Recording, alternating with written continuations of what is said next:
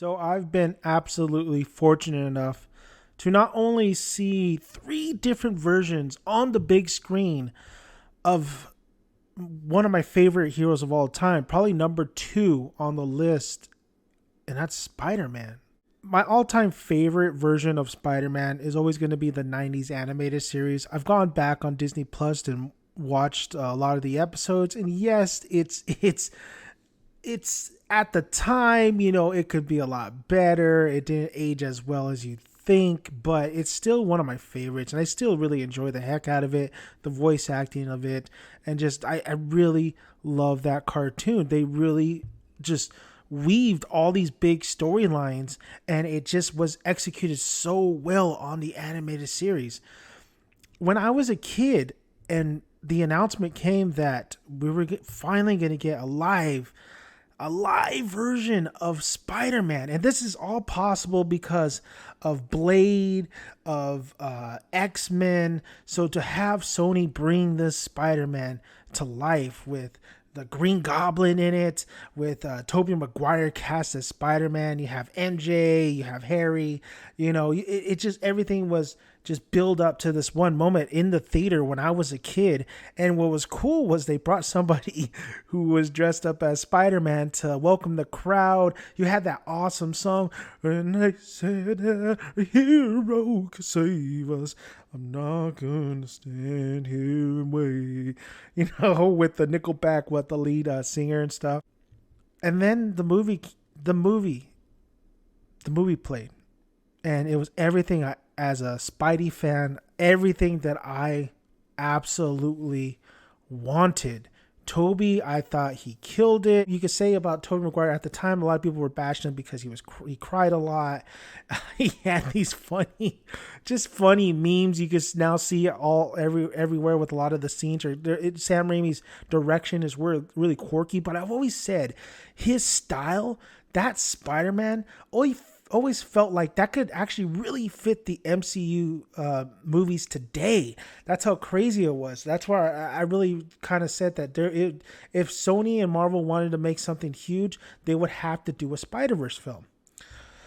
So Toby left, and then Sony made a crack, rebooted it not too long, and then Andrew Garfield. And there's absolutely no hiding the fact that I absolutely did not like any of those films. I didn't like them. There were some good moments in it, but I didn't like them. There was great casting with Emma Stone as Gwen Stacy. And you know what? I didn't like Andrew Garfield. I was baffled on why people liked Andrew Garfield as Spider-Man. But now, through years and going back into the films, I still don't necessarily think the films are, any better. There's more good moments in it, but the key thing was Andrew Garfield. Andrew Garfield is actually really good. He's not a good Peter. I don't think he's a good Peter at all, but I think he's, I want to say at all, but I don't think he's the best Peter by a long stretch. I think Toby really takes that cake, but his Spider-Man is really, really good. He moves like a spider. He moves like you would think Spider-Man would move like. He's lengthy. He has a different build to him. He's sarcastic but charming at the same way. I think Andrew Garfield, that's why I'm rooting for him, because come on, he's going to be in No Way Home. We all know that. I'm rooting for him because he's the underdog, But my point is this, guys.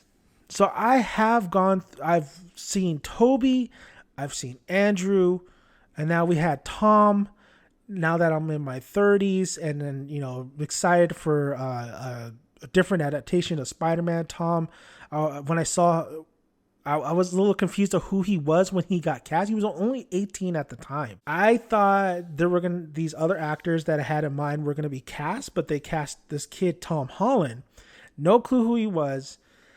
And then when I saw the trailer where they, he goes, "Hi, everyone," I was like, oh my God, I'm so excited for this. And then seeing Tom in Civil War put all my worries and put my my nostalgia of the other Spider-Man kind of to bed. Like, Tom Holland had it, man. And then seeing him in Homecoming, his solo film, I don't think it's the best Spider-Man movie by all time, at all time by any means. But it was really fun. It was energetic. Tom Holland nailed both aspects of Peter and of Spider-Man. Like he to me, he was the closest thing to the 90s animated series. And we all know I love the 90s animated series. Him with his quips, with his movements, and then the one scene I absolutely love is not only the scene where like he's talking about Cap Shield and like how it defies logic, but also when he catches Bucky's arm in Civil War, and he's like, "Whoa, dude, you got a metal arm." And we saw prior to that when he threw a punch at Cap and Cap went through the elevator. And Peter just catches it like nothing. Like the abilities that they showcased, his wit, his scientific aspect to it, like that was everything to me. And Tom was nailing everything that was given to him. The kid has it. So that's why I have to say, as much as I love Tobey, and as much as I really appreciate Andrew, everybody's always gonna say, especially when they first saw those Spider-Man films with Tobey Maguire, Tobey's my Spider-Man. Or some people will say, you know, when they saw Amazing Spider-Man, that Andrew didn't get the rightful shot, and they'll say, Andrew is my Spider-Man. I have seen both versions. Peter has always been a fun, energetic, quippy, nerdy, but yet a tragic character. There is death that surrounds him. The relationships he has with Black Cat, MJ, Gwen Stacy. There's some things that, you know, did he kill Gwen or not? I'm talking about the comics. Did he kill her? Was it did she hit her head, or was it the force and she snapped her neck? What was it, right? So Peter is also a tragic character. So Tom, going into No Way Home, has stated that, you know, maybe it's time for Miles Morales to come in. Maybe it's time for him to walk away. Maybe walk away, hopefully come back later on. Amy Pascal and Sony are like, no. We want you to stay. We want you to be Spider-Man for like 100 years. It's just me, man. I know everybody's going to have their own opinion. And I'm not going to blame you on if you pick either Andrew or Tobey, because they both bring something. They're both bring something to the table. Tobey's more of the iconic out of the three.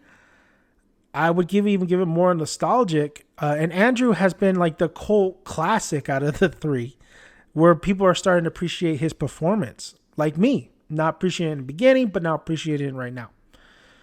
But Tom, right from the get-go, I was on board. I thought this was a brilliant casting. I thought nobody could do it better than Tom, honestly. He has done a fantastic job. If he wants to walk away from the role, that's his right. I will not fault him for doing that. I get it. I just really appreciate that Tom Holland has done everything he can for this role. He's brought me the Spider-Man I've always wanted to see.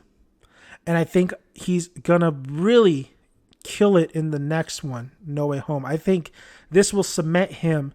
In my eyes, I already think he is the best Spider-Man, but I think this might cement him as the best Spider-Man, especially if he's with the two other Spider-Mans that in the debating conversation. I think you'll see a little bit more range from this Peter, and Tom is going to bring it. There's going to be that weight that I've always said that Peter has always had as a character, where it cannot be light and fluffy all the time. There is consequences. There is things of why Peter gave up the suit in the first place, or at one point of his life. I applaud Tom Holland. No disrespect to Tobey Maguire. No disrespect to Andrew Garfield. Tom Holland is my Spider-Man. He's my number one. I think he beats out Tobey, and I think he beats Andrew, even though they've both. Well, Andrew's had 2, and Tobey's had 3 films in their belt. But Tom Holland, he's my Spider-Man. We'll see what other adaptations we have of the Spider-Man. We'll see if Miles comes in. But for right now, at this recording, Tom Holland is my favorite Spider-Man. And I'm not sorry about that.